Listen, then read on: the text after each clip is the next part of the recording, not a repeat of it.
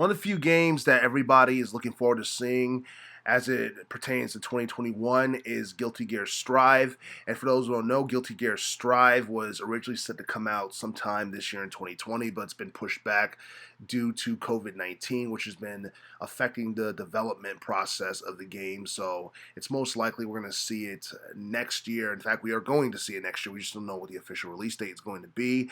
And there isn't too much about the game that we don't know about other than the fact that there's going to be like 9 characters. I believe Soul Bad Guy and Axel are two of them. I don't know, the others that have been confirmed, but the roster is obviously going to get bigger as we get closer to release date.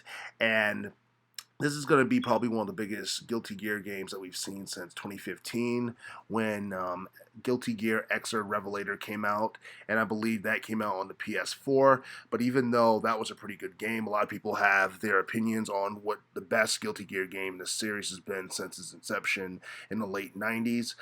You had Guilty Gear Xrd from 2014. We had Guilty Gear Accent Core from 2012. You had Guilty Gear Double X from the early 2000s, I believe. That came out in '02. Yeah, everyone has their opinions on which Guilty Gear game is the best, but Guilty Gear Strive look like it's something that's going to be very promising, and I'm not quite sure, but I think one of the last Guilty Gear games that came out utilized the Unreal Engine 3. I believe Guilty Gear Xrd, from 2014 utilized the Unreal Engine 3, and I'm not exactly sure if Guilty Gear Strive is going to utilize the Unreal Engine 4, but it'd be pretty cool if they did, and especially considering the fact that the visuals and the graphics for, Guilty Gear Xrd from 2014 looked amazing, and a lot of people would love to see that animation come back in this upcoming game.